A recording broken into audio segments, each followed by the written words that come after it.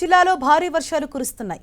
పరిగి సహా పలు మండలాల్లో 3 రోజులుగా ఎడతెరపి లేకుండా వానలు పడుతున్నాయి. దీంతో వాగులు వంకలు పొంగి పొరలుతున్నాయి. పరిగి మండలం సైదుపల్లిలో పత్తి, మొక్కజొన్న పంటలు నీట మునిగాయి. దీంతో రైతులు ఆందోళన చెందుతున్నారు. అప్పు తెచ్చి వేసిన పంట నీటిపాలవటంతో లబోదిబోమంటున్నారు. మరోవైపు భారీ వర్షాలతో జిల్లాలోని ప్రాజెక్టులోకి వరద వచ్చి చేరుతోంది. లక్నాపూర్ ప్రాజెక్ట్ నిండుకుండలా మారింది.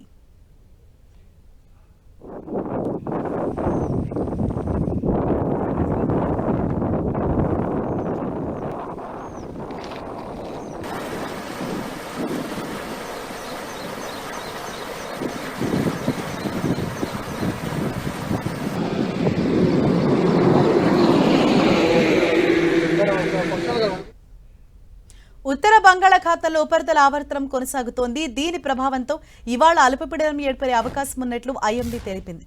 తెలంగాణ, కోస్తాంధ్ర మీదుగా బంగాళాఖాతంలోని ఉపరితల ఆవర్తనం వరకు ద్రోణి కొనసాగుతోంది. దీంతో ఇవాటి నుంచి సోమవారం వరకు కోస్తాంధ్రలో వర్షాలు కురుస్తాయని వాతావరణ శాఖ అంచనా వేసింది. కోస్తాంధ్రలోని కొన్ని ప్రాంతాల్లో భారీ నుంచి